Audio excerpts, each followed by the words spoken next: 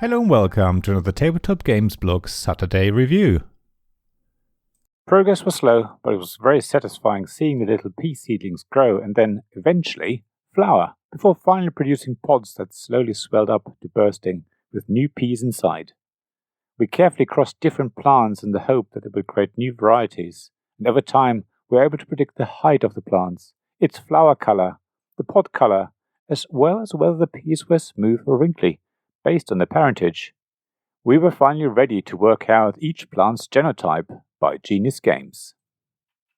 The theme is wonderful. It's the first game I've come across that puts the science of genetics at its heart, using Gregor Mendel's famous experiments with pea plants as its setting. The game even comes with a 12-page A4 booklet that explains the science and how it is represented in the game.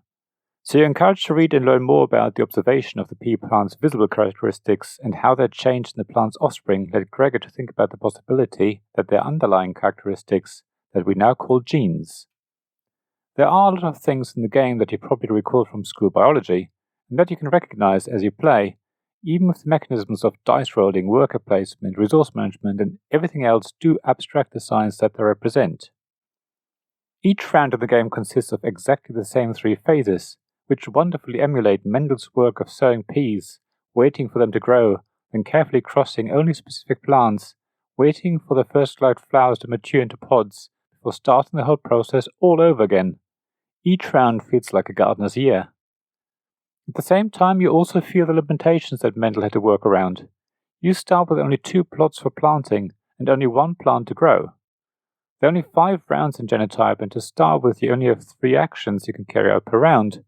So you have to really make sure that every decision you make is the right one. Of course, like in nature, there's also a lot of randomness. You are at the mercy of the pea plant cards available. They are cleared out and reset each round, so if you don't grab the plant you need there and then, you won't see it again. There are also dice in this game which decide what traits on a plant in your plots you can cover up, which is the main aim in the game, because once you have covered up all the traits, you score that card's points. However, none of the randomness feels like it's taking over the gameplay. It feels more like the randomness in nature. You have to work with it and not against it. The randomness never really breaks your plans, but is more there to delay you and force you to think of alternative ways of achieving what you need. And there's usually another way of getting what you're after. Overall, Genotype is a lot more about tactics than an overall strategy, not only because of the changing cards available to you in the dice, but also because action spaces are most limited to 1 player. Or if they're not limited, they get more expensive if you're not the first to go there. So you're constantly forced to decide what to do first, and what can wait until later. At the same time, though, there are a lot of action spaces to choose from. The worker placement element in Genotype rarely stops you from being able to do what you need to do, but is more likely to delay you and force you to select a different option. Hence, it's about tactics more than strategy, as I said, and it's not really that high on player interaction for the same reason. Despite of all these pressures of deciding what to do when finding solutions to the problems the game presents to you, and the player interaction that the worker placement slots create, Genotype actually feels quite gentle and slow. Each round you try and make life a little easier by adding more plots, hiring assistants, or getting more actions. But there's no glasshouse or artificial light that allow you to go through generations of peats more quickly. There's no mechanization either. So even though you get better at the process each round, it still feels like a manual process, just like it would have felt to Mendel. I just want to point that out because the game is a sort of engine builder, but the engine never really gets to run at peak performance. Even though this can seem like a bad thing, it's actually very fitting for the setting.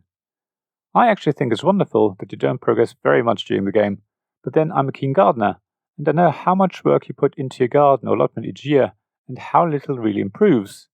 As a gardener, I enjoy the journey and cherish our harvest or the colorful blooms or their heavenly scent. At the same time, I can see how it can be frustrating to someone who wants to build an engine and see it running at peak performance, at least for 1 round. So don't be disappointed when Genotype doesn't deliver that. It stays true to its setting yet again.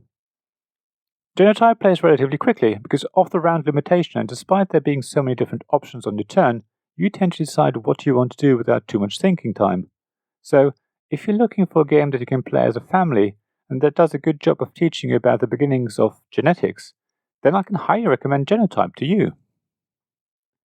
Thank you for listening to this Tabletop Games blog Saturday review podcast.